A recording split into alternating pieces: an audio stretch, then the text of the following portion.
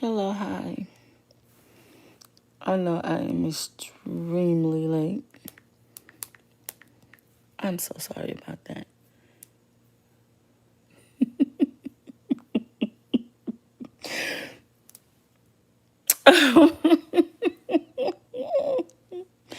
Anyway,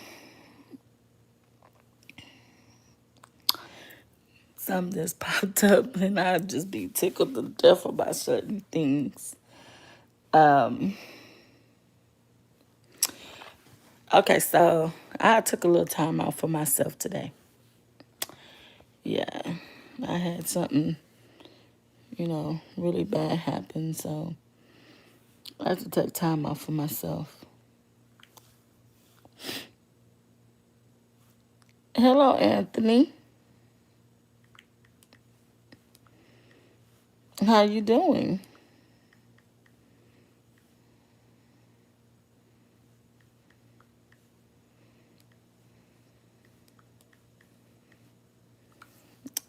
How y'all doing today? How have y'all day been? This has been one of those days, and I'm good. How you? I've had better days, but I'm okay. I'm okay. No, sometimes you just have to get through things. So get this popcorn out my tree.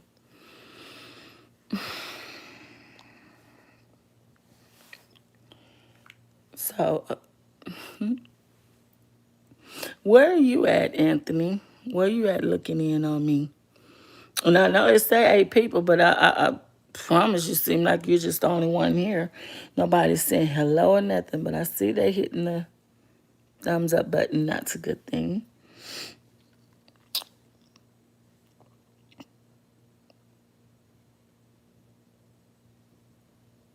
San Antonio. San Antonio. It's a long time no here.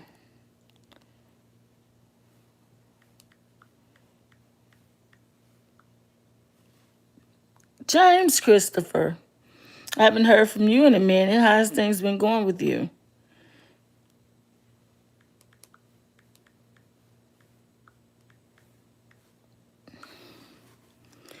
Uh, 3 people in here. Hey, you.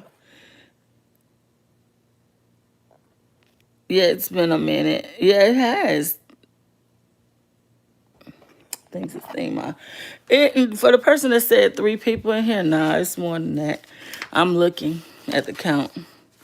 Are you in Dallas? How was that snow in Dallas?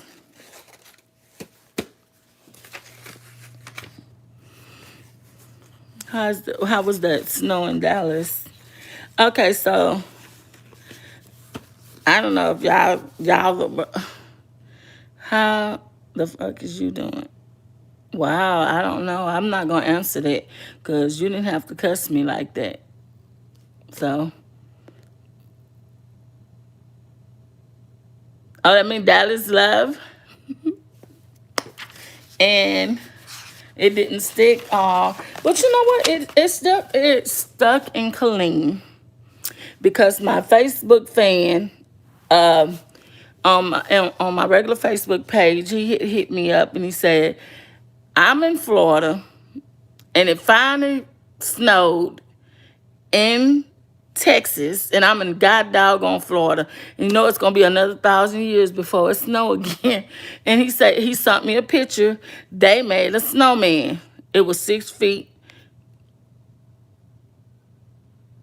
Okay, James. You know what, sweetie? I didn't do it to you, and I don't know if you have an attitude or not. I ain't got nothing to do with that. They just pulled the plug on my friend, but yet and still I'm working right on through it. So I'm not finna get no energy to you. And that's the last thing I'm going to say to you. I'm being real serious. Because don't think that her death didn't bother me. Don't think them pulling the fucking plug didn't bother me. Because it did. Now I can do that anger towards you. I could just deal with it how I'm dealing with it. Now, like I said, back to you, um, Surge 220. Uh, they built the snowman. I got the picture on my phone. How you doing, Miss Rogers? Eddie Gray. I'm okay. I'm all right. I'm making it. I'm still here.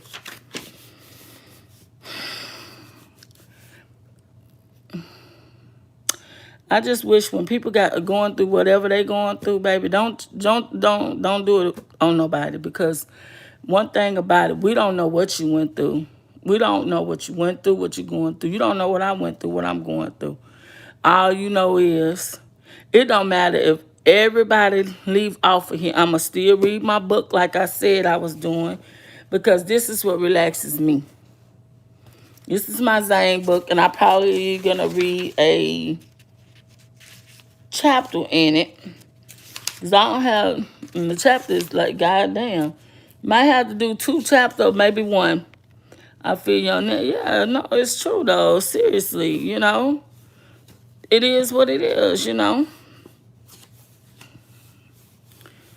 I go through a lot of stuff. A lot of shit happens, and people be thinking, oh, I'm supposed to just have it together and not be upset and da da da da da. Brush it on through. Yeah. This is one of my oldest friends that, they pulled the plug on it today. Because when you're not financially able, you can't keep yourself alive today. And they was like, we can't afford to keep her. Meaning they can't afford, her family can't afford to keep her. You're a beautiful woman. Thank you. You see my nails? I got my nails done, cat eye. I'm not going to think about that. We're going to celebrate her life. And I'm going to celebrate her life, not you guys. I am.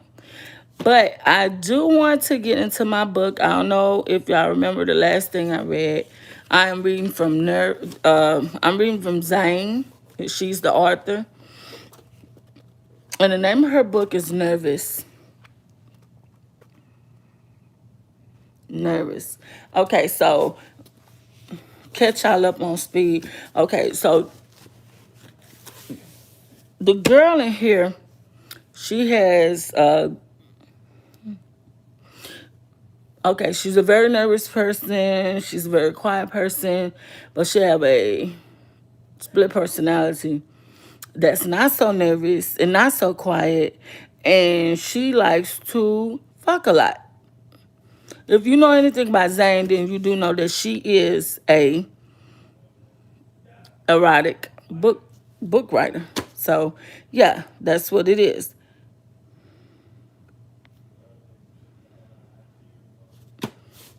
Sad. Like I said, I'm just gonna overlook that. I'm not gonna think about that right now. I'm gonna read my book if y'all don't mind. If y'all don't want to hear it, y'all can leave. I'm gonna read my book. So the people who have been waiting on this, they can come back and they'll listen to it, even if they're asleep right now. They might have to go to work. I don't know. So I'm just gonna get to the book.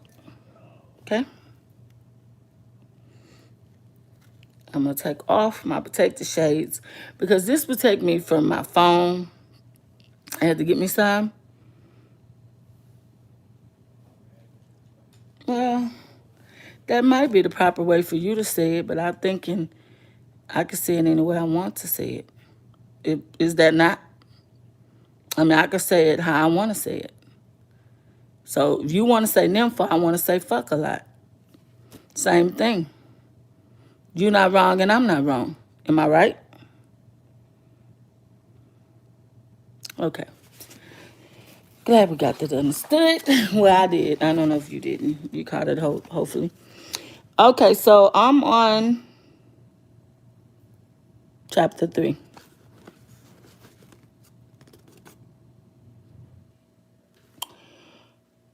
Jaquita, John Cornette, John Cornette sat on the playground wishing she was any place but here.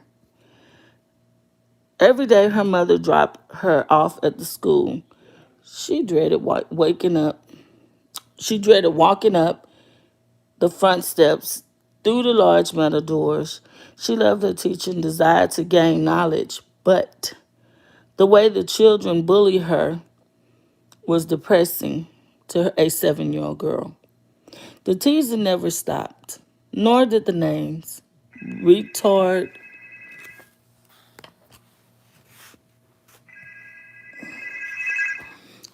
Hold that thought. Oh,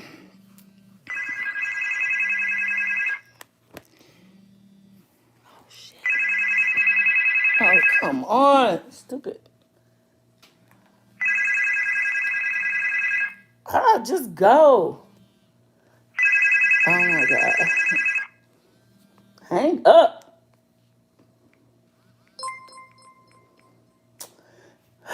I like this. I have to take this call. I'm so sorry. And I was trying to get to it.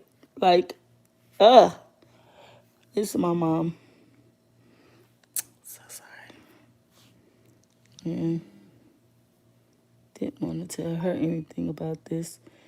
But most likely, look like I'm just going to have to tell her about it.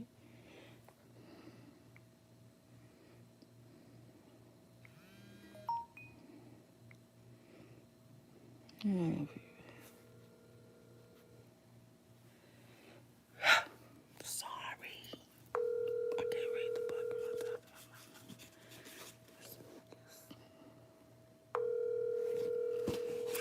We'll get back. Hello. Hey, Mama, what's up? I was trying to get to the phone. You hung up. Oh, I thought you was asleep. No, I was actually up reading a book online. Oh, Mm-hmm. Did Goo ever come? no, he didn't come. Okay, well, they pulled the plug on Betty today. Oh, sorry to hear that. Yeah. They said they couldn't afford to keep her on there. Yeah. Mm-hmm. So is everything okay? Yeah, everything okay. You talked to Teresa? Mm-hmm. How's she doing? She doing good. She's settling in her place. Uh, her friend is giving her furniture, giving them furniture, giving her and her friend. She's getting her furniture and stuff. Um, yeah, she doing good. But Mama, Yeah. you up or you finna go to sleep? Or you just checking in on me? I was checking in on you, and then I was finna go to sleep. Okay, well, you know what? Get some rest, Mama. Cause I'm really was right in the middle of something. But go on and get you some rest and I'll call you in the morning. Okay. Okay? Are you okay? You make sure the doors and stuff was locked. Okay. They locked. Okay. Well, you got you something to drink, some water or something, just in case you get thirsty tonight. Yeah, I got I just ate some. Okay, good. So you got the stove off or you just microwaved it? Just make sure everything is off. Everything off of the gas. It's the only thing the heat on. Okay, no, keep the heat on because it's gonna get cold. It's already done dropped. Keep that on. Okay. Okay? All right. I'll tell Teresa to give you a call. Okay. Love you. I love you too, Mama. Love Derek. Okay, Mama. Okay. Bye. Bye.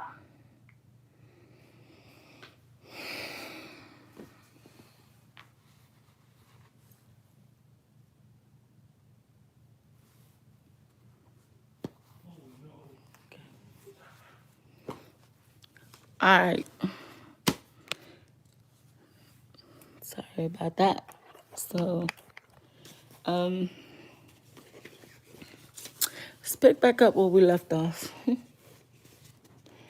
So, they called her retarded, fatty, Umpaloopa. Her self-esteem was non-existent, having long been destroyed by many students, one in particular. Her name was Brenda Morrison. All the kids adored her or at least pretended to adore her. There was nothing really special about her. She just carried herself and talked about herself like she was unique, to the point where all the students started to believe her. This particular day, John Cunetta, I'm gonna just say she, or whatever. She was sitting on the bench. Wow. Okay, so she was sitting on the bench. All the other second graders enjoyed their recess time after lunch. She was staring at the sky and daydreaming, hoping that a bird would come and whisk her away and drop her in a better place. She hated the outside. She had on a pair of pink capris and a top that had way too many colors in the pattern. She preferred darker colors to match her mood, depressed. Her mother had spent hours the night before cornrolling her hair for the school week ahead. On Mondays, everyone was always overacted after spending the weekend at the parks and playing sports. Quinette always kept to herself on the weekends. She didn't know how to make friends since no one ever invited her anywhere. She said, just sit on the front porch and watch cars drive by at Vanderbilt's. Quinette couldn't wait until the school day was over. Just 3 more hours, she could just escape.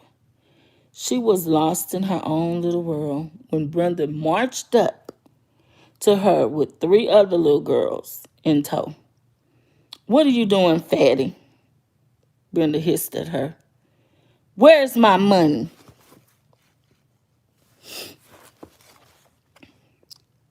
Quinette shrugged. Every single day, Brenda would demand that she give her a quarter. Most days, she would manage to sneak into her parents' bedroom, grab a quarter off the father's valet tray. However, it had been an impossible task that morning. Brenda leaned down and punched her on the arm.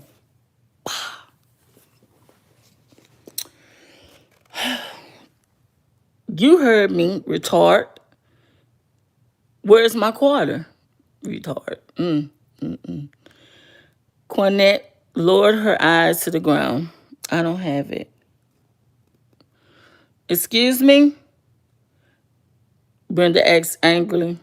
Did you just say that you don't have my money? One of the other little girls, Franchelle, said, that's what she said, Brenda. You gonna beat her up? Brenda glanced at the playground to make sure all... Oh, y'all, hold on. Oh, I gotta get that thing that when you touch it and you can turn the book easily. Yeah, y'all know what I'm talking about. Okay, so sorry. She made sure all the teachers was occupied, trying to make sure no one was falling off equipment or, button in line at the slide. She turned back to Quinette and glared down at her. No, I'm not gonna beat her up. Not today. I'm just gonna slap her. Before Quinette could block it, Brenda's hand smashed against her left cheek. causing an incredible pain to shoot through her entire body. All the little girls started laughing and doubling over to hold their stomach, all except Brenda, who issued a warning. Tomorrow, you better have my money, 2 quarters instead of one, or I'm gonna beat you up for real. Beat you up for real. Cornette broke out in tears. How could someone be so cruel? She never bothered any of them, and yet they continued to torment her day after day. She turned her eyes back up to the sky, waiting on the magical bird to come and swoop her up. 2 minutes later, the tears were gone. Angry, Anger replaced the sad expression on Quantinette's face. Jude had had enough. Jude is the other person I was talking about. Remember when I said she has another person inside of her? Brenda and two of her groupies were in the little girl. Brenda and two of her groupies was in the little girl's room, cheesing in the mirror, talking about going to the country carnival this weekend. They didn't even glance at the door when Jude came in. Their mistake. Jude slipped into a stall and closed the door, not bothering to lock it. She wouldn't be in there but a few seconds. When she came back out, she had oh she had the toilet top in her hand, clutching it like a paddle. By the time they saw Jude bringing it up over her head, it was too late. She was already swinging. She nailed Francine right across the stomach first. She screamed and fell down on her knees. Then she went for Rhonda, another student who constantly had Brenda's back. Rhonda, another student who constantly had Brenda's back. Rhonda tried to duck, but Jude stepped on her feet, causing her to stand back up, partially to lift her foot and grab her toes. That's when Jude got her across the right shoulder. Tearing them up. Brenda fell to the tile floor but was in too much pain to even voice a scream. Brenda just stood there at first, wondering if she could make it to the door safely without getting a major beatdown. It was obviously that she couldn't, so she restored to intimidation. Fatty, you know you're not gonna touch me with that. That would mean I have to beat you up every day for the rest of the school year.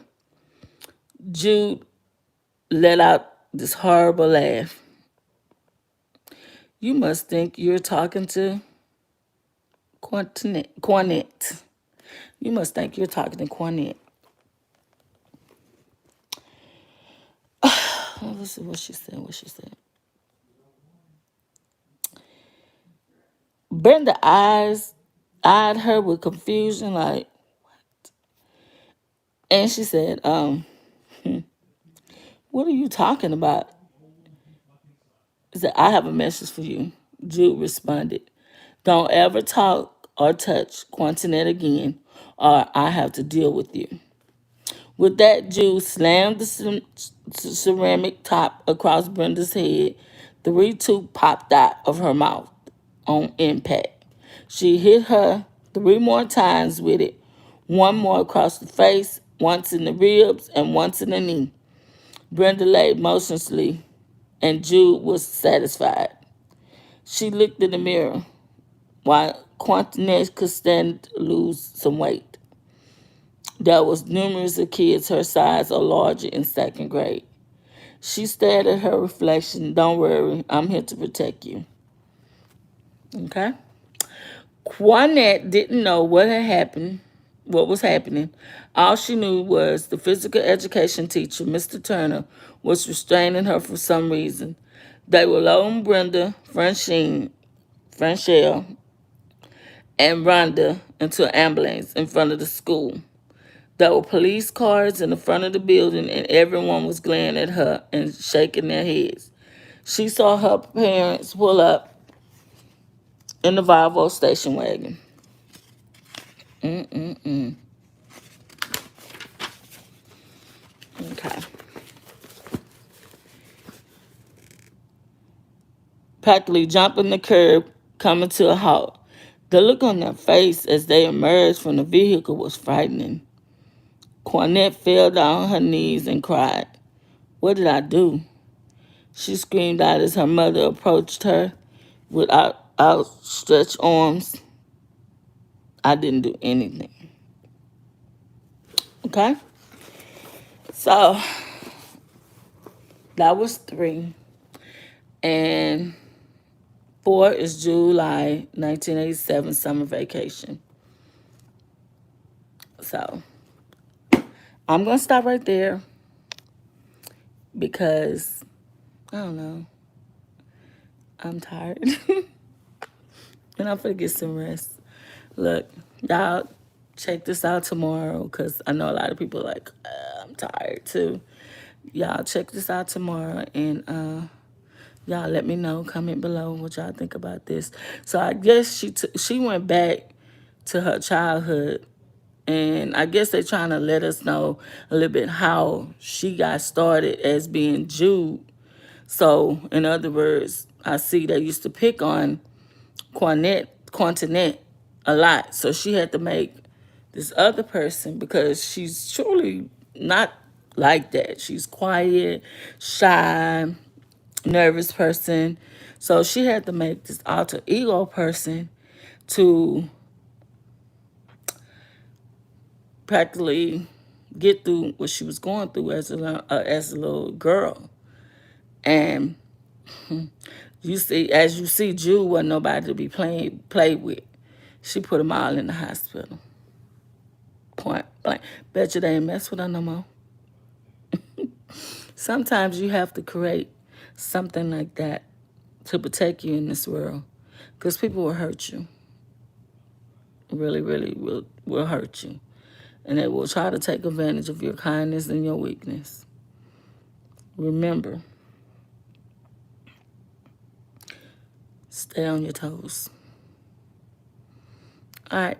Love you guys. Mwah. Gotta go. Y'all get some rest. Bye.